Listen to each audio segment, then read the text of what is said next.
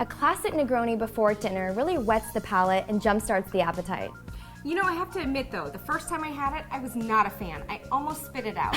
It's not for the faint of heart. Well, here we go. So what do you need to make a classic Negroni? Brandy, you just need 4 basic elements. So gin, Campari, sweet vermouth, and orange peel. What's the story behind this cocktail? Well, the Negroni was first invented, purportedly, by a count in Florence, Italy by the name of Negroni. And I understand this is a bitter Italian cocktail. This is something that you use to whet the palate before dinner or lunch or something. Exactly. It definitely packs a punch, and it's a bit of an acquired taste, but I'd argue that once you fall in love with it, you fall hard. I'm adding 3/4 of an ounce of Campari. Okay. And 3/4 of an ounce of sweet vermouth as well. If you could just grab some crushed ice for me. Okay. And pile it in there.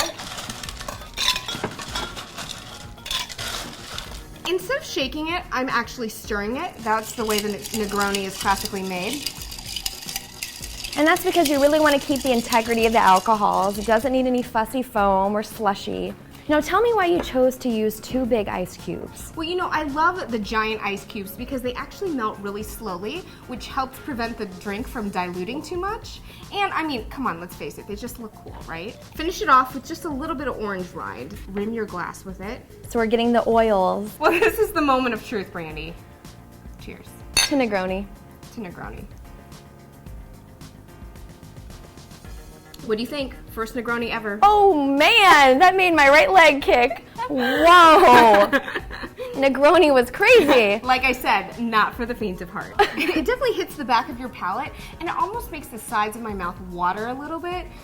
So I can see why it's that sort of I don't know if my mouth is watering as opposed to in shock. Now I can't help but see these really great prosciutto mozzarella appetizers. Is this something that you would pair with this Negroni? Yeah, I mean, you know, what grows together goes together. We have some fresh mozzarella fresca with prosciutto di Parma and our classic Italian Negroni. So how can one go wrong? Well, I know prosciutto is very salty. This mozzarella is so creamy and milky, and it's going to be a really good juxtaposition between this tart, bitter cocktail. Susanna, thank you so much. This is great. The pleasure was all mine.